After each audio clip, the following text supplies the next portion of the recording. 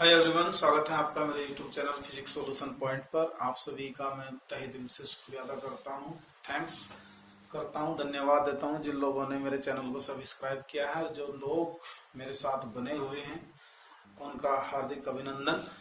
और इसी तरह से हम अपने इस कोशिश को जारी रखेंगे जिससे कि उन लोगों को फायदा पहुंच सके जो किसी वजह से किसी कारण से फिजिकल कोचिंग नहीं ले सकते। फिर भी मैं आपको कहना चाहूंगा कि physical coaching is the best way to learning physics. But हमारा एक छोटा सा प्रयास है आप लोगों के लिए। अगर आप लोगों का ऐसे ही हमको प्यार मिलता रहा तो हम आगे धीरे धीरे प्रोग्रेस करेंगे। तो आज हमारा टॉपिक का नाम है चुंबकीय बल। वेरी सिंपल टॉपिक है, हम इस चीज को पढ़ चुके हैं 10th क्लास में भी। हम लोग ये जानते हैं अच्छी तरीके से कि अगर किसी चुंबकीय क्षेत्र के अंदर कोई आवेशित कण किसी वेग से प्रवेश करता है और जीरो के अलावा अगर कोई कोण है तो उस स्थिति में उस आवेशित कण पर कोई ना कोई बल जरूर लगेगा। उस बल को हम चुंबकीय बल के नाम से जानते हैं क्योंकि वो बल चुंबकीय क्षेत्र की उपस्थिति के कारण लगता है। अब यहाँ पर थोड़ा सा बेसिकली बताएंगे क्योंकि ये 10th क्लास का टॉपिक है।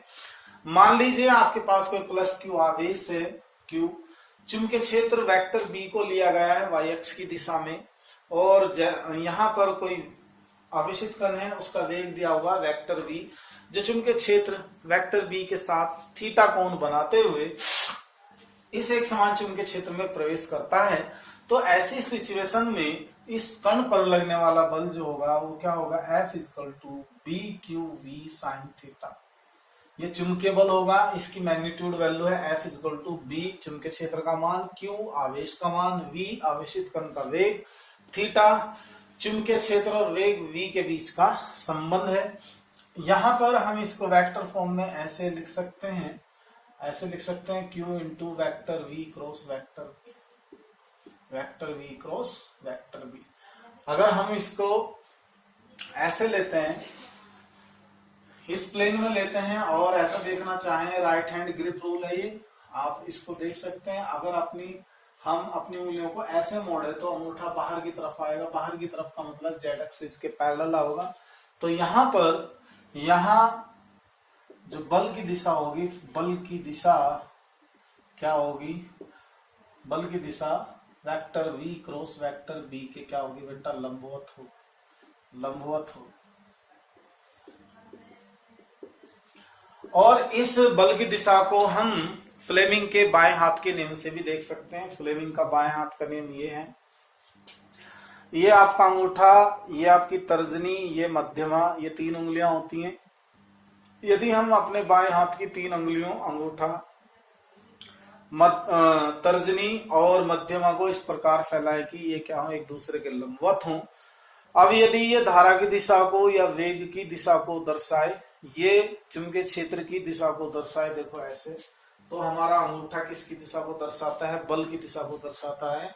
तो फ्लेमिंग के बाएं हाथ के नियम के अनुसार इस आवेशित कण पर लगने वाला बल जेड एक्सिस के अलोंग होगा, जेड की दिशा में होगा। Is that clear? ओके।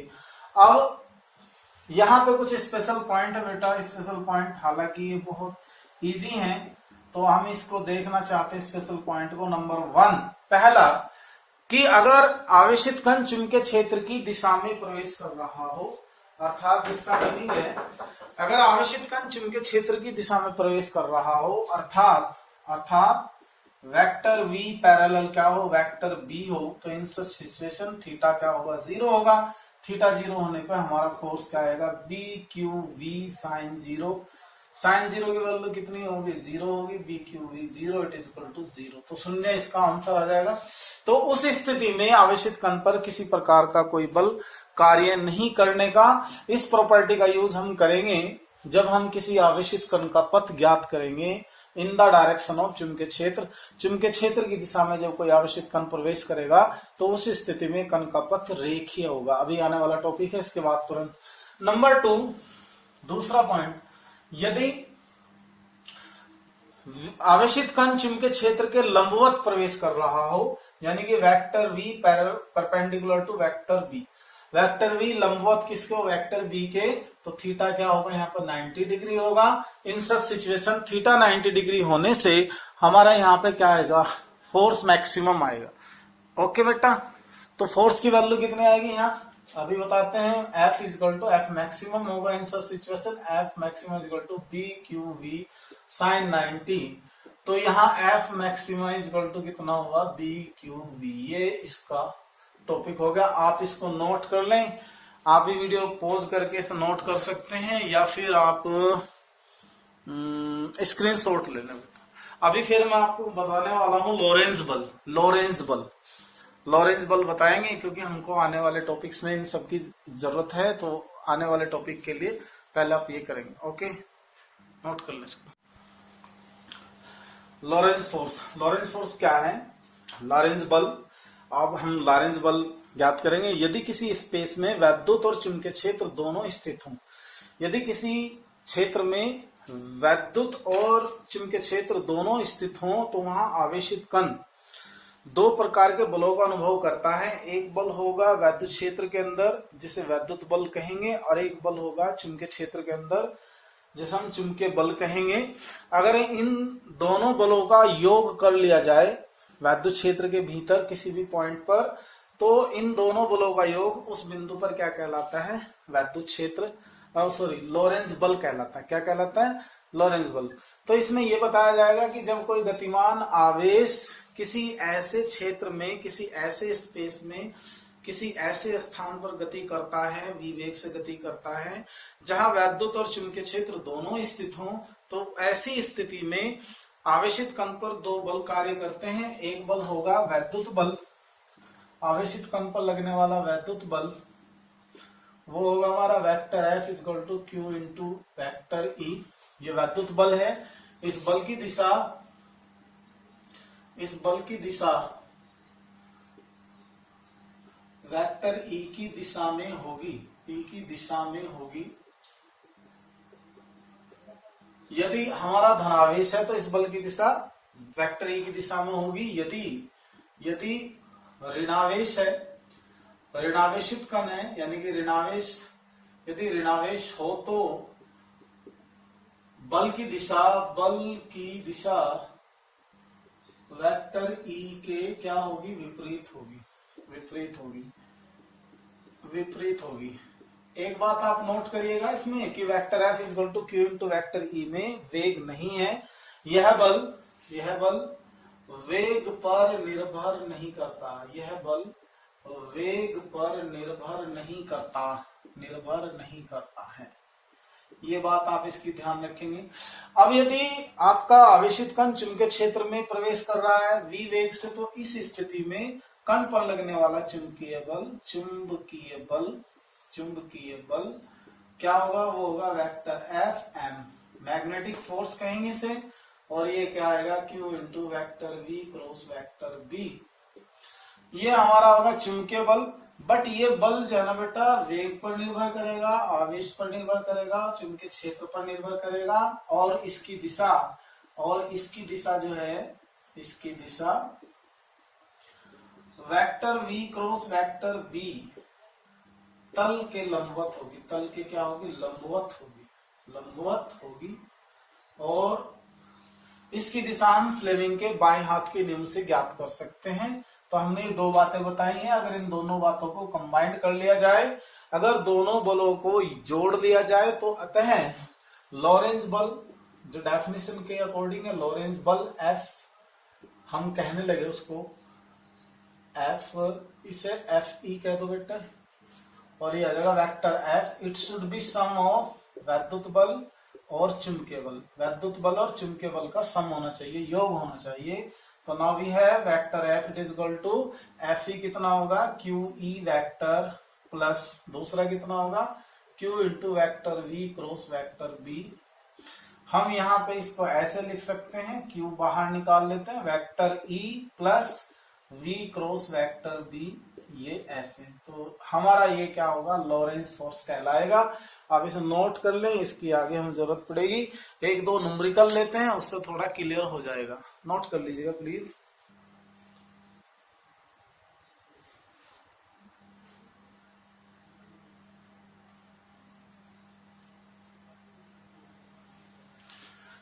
ठीक है बेटा, अब कुछ प्रॉब्लम लेते हैं, न्यूमेरिकल प्रॉब्लम, इससे देखते हैं हमें कुछ बेनिफिट होगा या नहीं।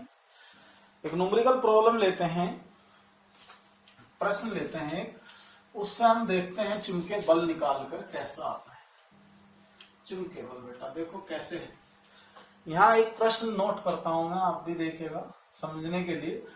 1.5 माइक्रोकूलम का एक धनावेश 2 गुना 10 की पावर 6 मीटर प्रति सेकंड के वेग से x अक्ष की दिशा में क्या करता है बेटा, x अक्ष की दिशा में प्रवेश करता है।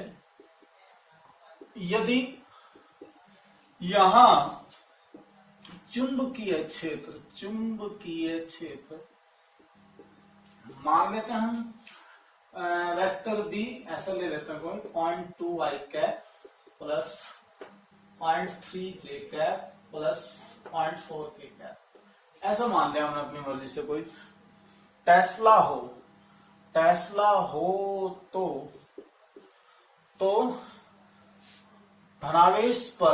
धन आवेश पर लगने वाला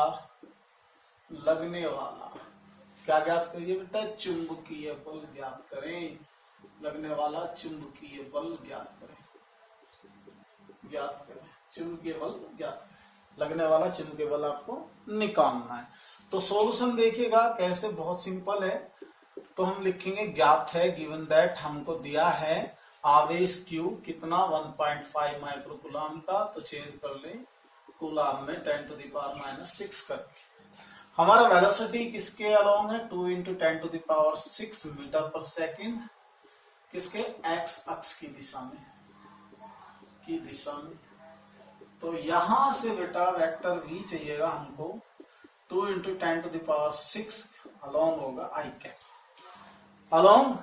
कैप, तो i कैप की दिशा में होगा। तो हम यहाँ फाइंड करना चाह रहे हैं वेक्टर f क्या होगा, बल क्या होगा और उसकी दिशा क्या होगा।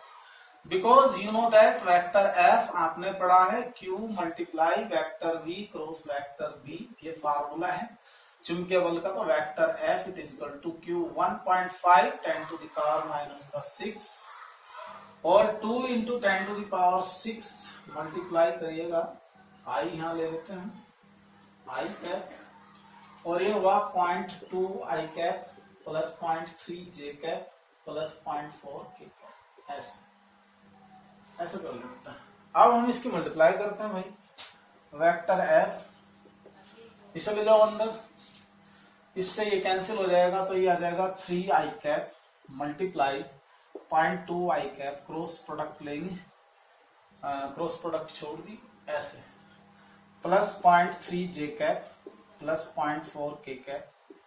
आप वैल्यू जाइए रखते हुए वेक्टर f 3 2 जा 0.6 i क्रॉस i, 3 3 जा 0.9 i क्रॉस j, 3 4 जा 1.2 12 होगा 1.2 i क्रॉस k। बट हम जानते हैं, क्या जानते हैं कि vector f i cross i कितना होगा 0, तो it should B 0। i cross j किसके होगा, k कैप के, और 1.2 i क्रॉस k किसके इक्वल होगा, माइनस j कैप। आपको ये रूल याद रखना है, ये पढ़ाया जाता है। ये ले लें हम i कैप, इसको j कैप, इसको k कैप। देखो कैसे, i क्रॉस j बचा k, j क्रॉस k आना चाहिए था i, but k cross i किसके इक्वल था, j के, बट ये क्या आया i क्रॉस k, तो इसे माइनस j लिखेंगे। तो vector f it is equal to कितना होगा बेटा, ये होगा हमारा -1.2 j cap plus 0.9 k cap, ऐसे कर लेना। ठीक है, तो इतने न्यूटन फोर्स आ गया, इतने न्यूटन।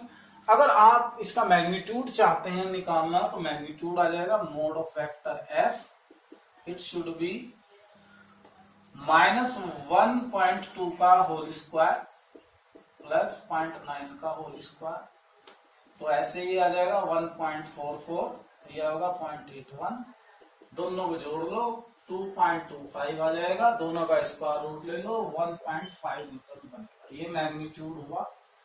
और ये बल कार्य करेगा जे के, यानी कि जे आएगा यहां से समझिए, ये एक्स अक्ष, ये वाई अक्ष, ये हुआ जेड अक्ष, इसके अलॉन्ग होगा आई कैप, इसके अलॉन्ग हुआ हमारा जे कैप, और इसके अलॉन्ग होगा के कैप। तो इस प्लेन के परपेंडिकुलर, इसका जो अपोजिट प्लेन होगा यहाँ, इस प्लेन के परपेंडिकुलर जेड और वाई अक्ष के परपेंडिकुलर आएगा। इसकी दिशा क्या होगी? इसकी दिशा होगी, इसकी दिशा क्या होगी बोला? वाई जेड प्लेन के लंबवत होगी, प्लेन के लंबवत होगी। ये यहां से मल्टीप्लाई कर लेंगे, देखते जाएं, मल्टीप्लाई हो जाएगा। ऐसे कर देता हूं, ये यहां से मैं इसको थोड़ा अलग कर लेते हैं ऐसे, और ये इसकी दिशा। बेटा एक क्वेश्चन और करते हैं, पहले आप इसको नोट कर लें, अच्छे से नोट करना, ऐसे कर ले। नेक्स्ट क्वेश्चन देखो, बहुत इंपॉर्टेंट क्वेश्चन है बोर्ड एग्जाम के लिए, हटाता हूं इसको। ये कहता है कि किसी धारावाही चालक तार में 10 एम्पीयर की धारा नीचे से ऊपर की ओर बह रही है। इस तार से 10 सेंटीमीटर की दूरी पर कोई अल्फा कण है, चित्र के अनुसार दिखाई हुई दिशा में, चित्र में दिखाई हुई दिशा में 2 गुना 10 की पावर 6 मीटर पर सेकंड के वेग से गति कर रहा है। देखो ऐसे, ये तो हुआ हमारा 10 एम्पीयर, यहां से कोई डिस्टेंस ले लो 10 सेंटीमीटर, और 10 सेंटीमीटर तो हुआ हमारा अल्फा कण। अल्फा कण क्या होता है? धनावेशित कण होता है, हीलियम का नाभिक होता है। ये भी हो गया 2 गुना 10 की पावर 6 मीटर पर सेकंड के वेग से गति कर रहा है। ये कौन सा कण है भैया? अल्फा कण। ये होगा अल्फा कण। ये कहता है कि एक धारावाही चालक तार में धारा आई नीचे से ऊपर की ओर बह रही है, 10 एम्पीयर की मान है धारा का।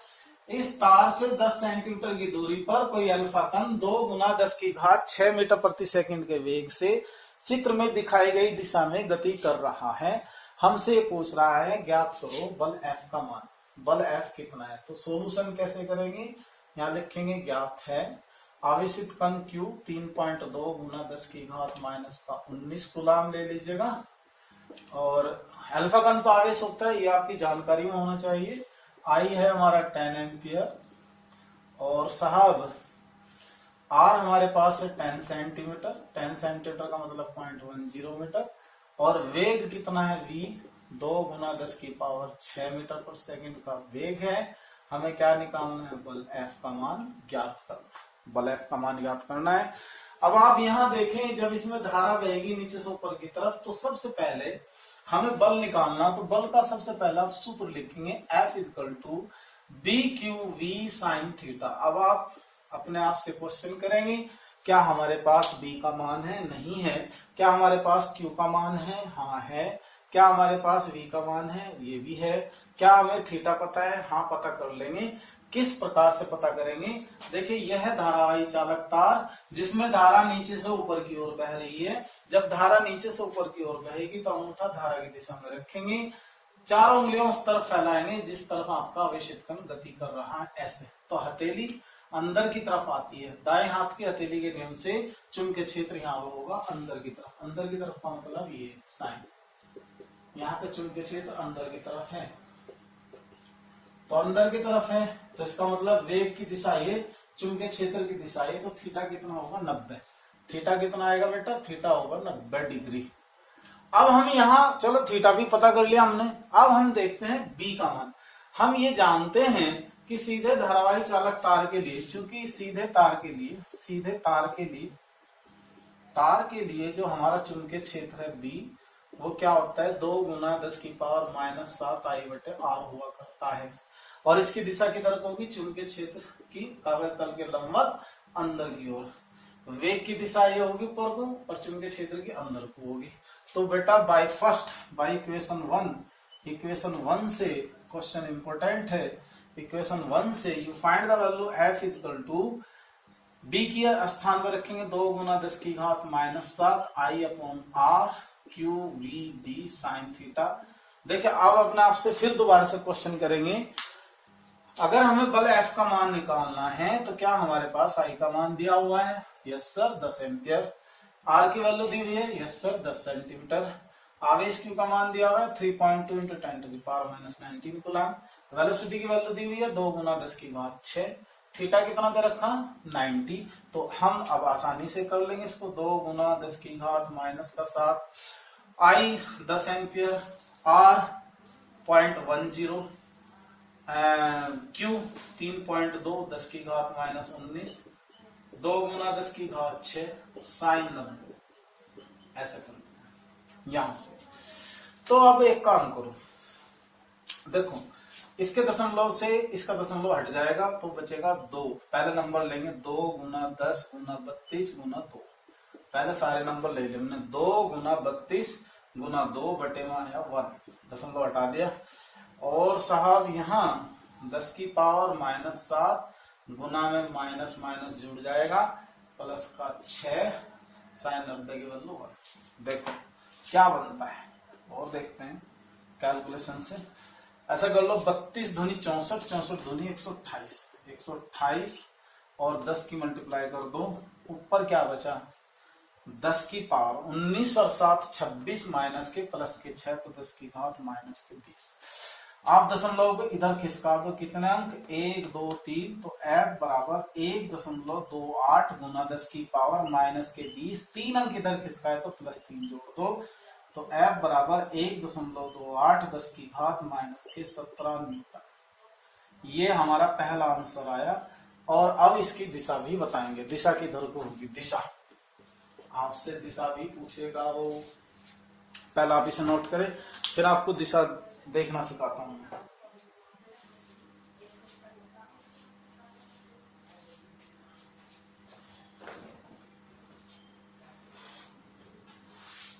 हो गया बेटे?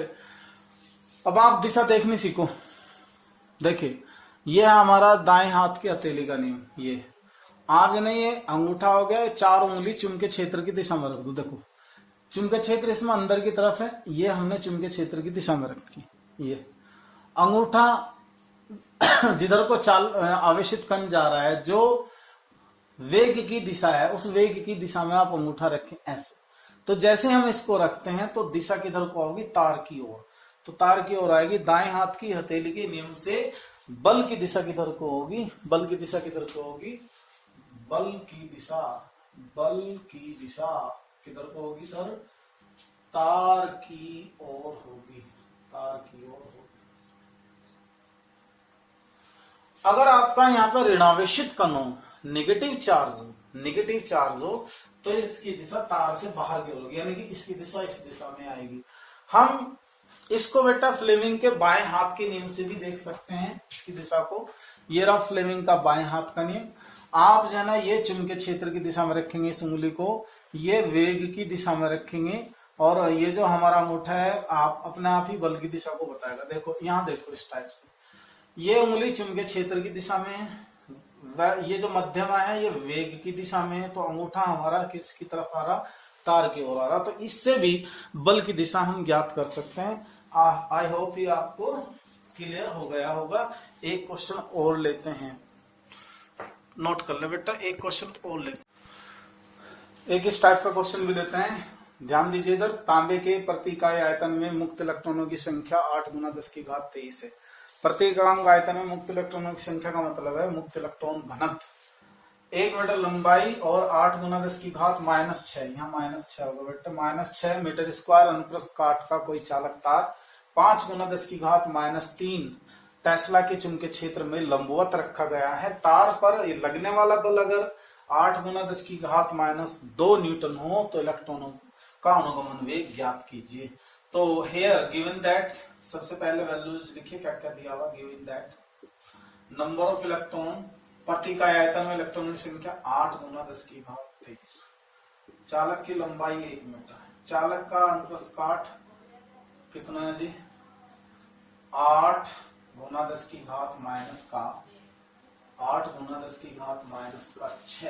Metre square. देखो बेटा ये तो है प्रति इकाई आयतन में मुक्त इलेक्ट्रॉनों की संख्या। और हमारे पास मान लो तुम्हारे पास ये चालक तार है, इसका ये अनुप्रस्थ क्षेत्रफल है ए, ये इसका अनुप्रस्थ क्षेत्रफल है ए, इसकी लंबाई कितनी है बेटा एल है, तो इसमें मुक्त इलेक्ट्रॉनों की संख्या कितनी होगी।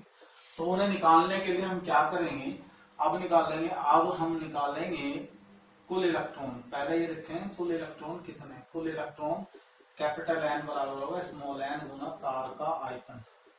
तार का आयतन देखेंगे स्मॉल एन गुना तार का आयतन, तो capital N is equal to small N, तार का आयतन होगा ए गुना एन, इस तरह से। तो तार का आयतन मुक्त इलेक्ट्रॉनों की संख्या ये आ गई।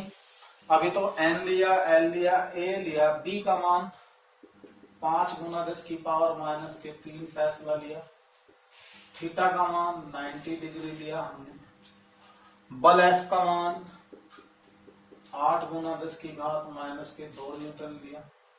ज्ञात क्या करवा रहा है सर जी, वीडी का मान। अब देखो फार्मूले पाओ अपने, हमने पढ़ा formula B Q V sine theta.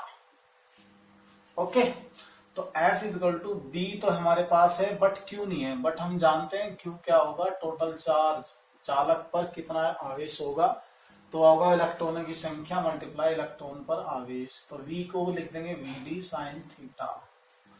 अब इसमें वैल्यू रखो, B की वैल्यू 8 गुना 10 की घात माइनस के 2, B की वैल्यू 5 गुना 10 की घात माइनस के 3,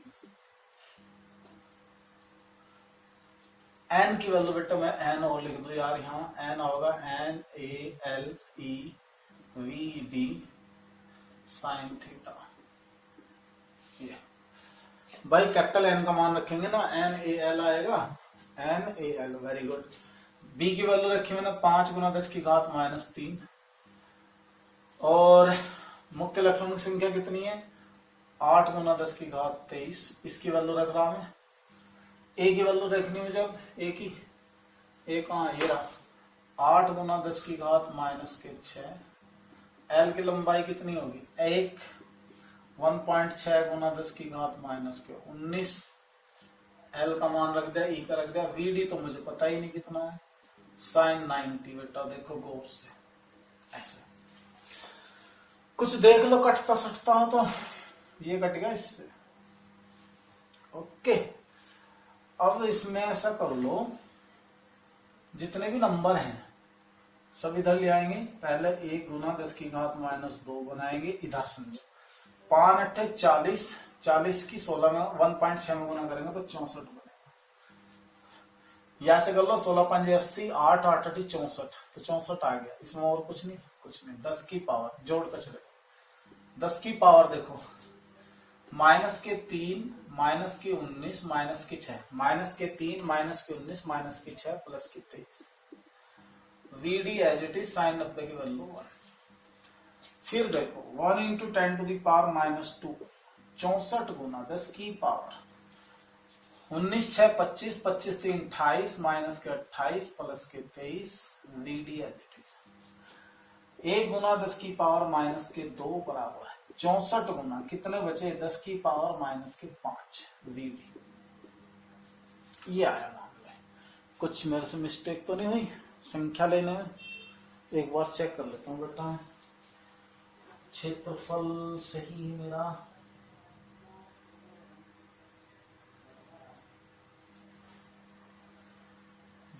-6 बेटा, ये 28 है। हाँ ये संख्या 28 है, 28 है बेटा, मैं देख रहा हूँ 28, ये 28 है बेटा, 28, इसको 28 कर लेना। कहाँ को गया ये रहा है 28। तो अब हम देखें क्या, ये होगा 28 ऐसे बेटे, ये बना हमारा 28।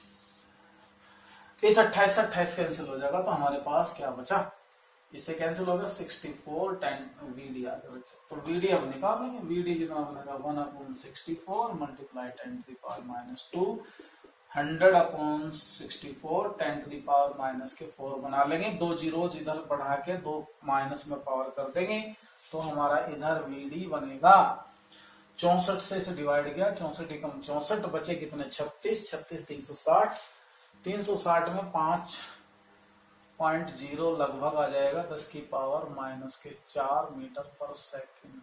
ये हमारा होगा आंसर। आज के लिए बस इतना ही। आप यदि चैनल पर नए हैं, पहली बार मेरी वीडियो देख रहे हैं और आप पहले चैप्टर्स की वीडियोस देखना चाहते हैं हिंदी मीडियम के लिए, तो मैंने चैप्टर 1, 2, 3, 4, 5, 6 5 चैप्टर कंप्लीट करा दिए हैं और ये छठा चैप्टर चल रहा है। छठा चैप्टर की आज ये 7वें नंबर की वीडियो है बेटा।